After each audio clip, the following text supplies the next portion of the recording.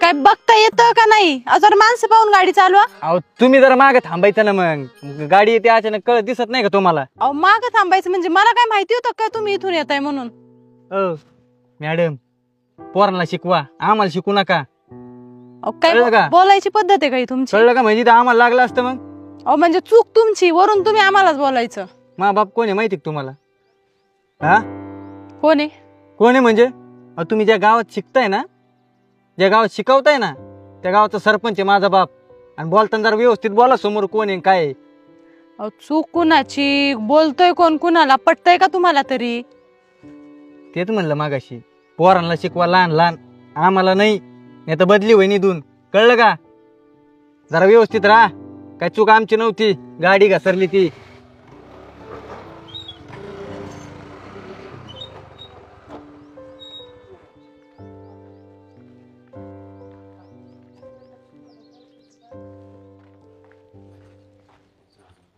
मावशी, सरपंच साहेब आहेत का? हो आहेत ना. काम होतं, जरा बोलवता का?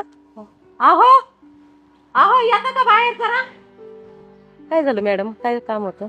नाही काही नाही, मी आता शाळेतून येत होते. तुमच्या मुलांनी मला गाडी आडवी मारली, माझ्या पायावर गाडी जाता जाता राहिली आणि मी बोलले तर उलट मलाच बोलला तो. अहो लहान आहे, जाऊन द्या. तुम्ही काय मनावर घेता एवढं? तुम्हाला लागलं नाही ना? अहो पण असं नसतं. काय झालं मॅडम? अहो काही नाही, मी आता शाळेतून येत होते आणि तुमच्या मुलांनी मला गाडी आडवी मारली आणि मी त्यांना त्यांची चूक सांगत होते, तर ते उद्धटपणे मलाच बोलले उलट. मग तेच म्हणलं तुमच्या कानावर घालावं. काय तुम्ही गावचे प्रथम नागरिक आहे, तुमचा मुलगाच जर गावात असं वागत असेल आणि तुमच्या नावाखाली दम सुद्धा दिलाय मला, मी जास्त बोलले तर माझी बदली करेल इथून म्हणून. असं बोलला तो? हो. अक्षय, तुम्हाला माहिती पाहिजे तुमच्या मागं असं बोलतात म्हणून आले मी. काय माहितीये का मॅडम, पहिली गोष्ट, शिक्षक असो नाही तर कोणी असो, महिलेशी माणसानी मान सन्मानानेच बोललं पाहिजे. का हो पप्पा? तू मॅडमला काय बोलला होता का?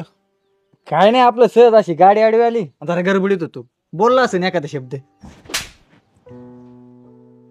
लाज नाही वाटत का तुला? हा, तू शांत राहा. माफी माग त्यांची आधी, माफी माग. मॅडम चुकलं माझं, मला माफ कर. बाप सरपंच जरी असला ना, तरी शिक्षक हा बापापेक्षा मोठा असतो मानाने. कारण की बाप फक्त 5 वर्ष गावात सरपंच असतो, शिक्षक हा 10, 12, 15 पिढ्या गावातल्या घडवत असतो. तेव्हा त्यांच्याशी मान सन्मानाने बोलायला शिक.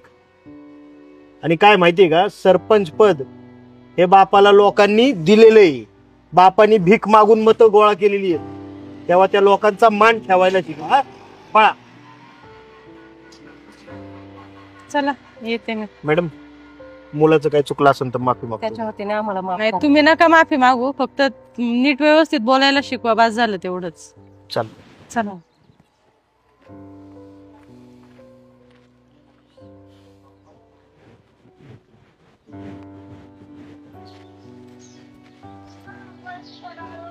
चहा पेणार का?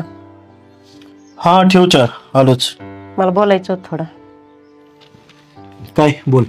मगाशी तुम्ही त्या मास्तरीणबाईंसमोर त्याच्या कानफाडात मारली, ते बरं आहे का? अगं मग चुकलं काय त्यात? त्याला शिक्षा होणं गरजेचं होतं. अहो शानसूर पोरग आहे, बराबरीला आलेलं पोरग आहे, त्याला असं लोकांसमोर मारायचं?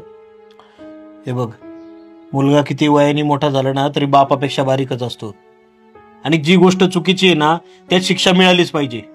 मग तो मुलगा शहाणा असो, मोठा असो, छोटा असो, त्याला त्याच्या चुकीची जाणीव झाली पाहिजे. त्या मॅडमनी सांगितलं गावात त्याला मार खाल्ला ना. हा मग काय होणार आहे? त्यात काय कमीपणा वाटायचा आहे?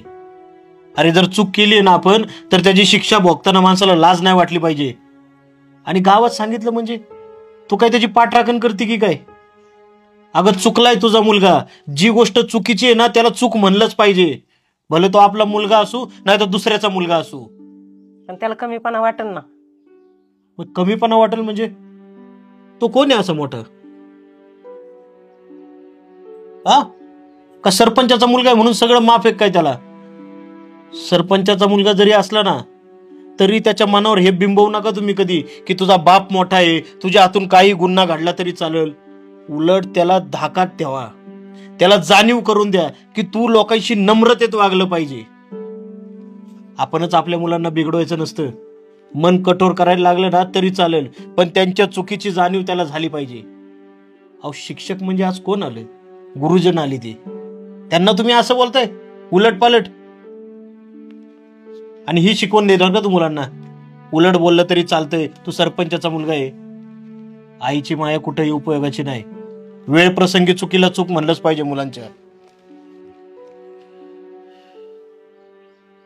ठीक आहे, मी चहा ठेवू का? ठेवा.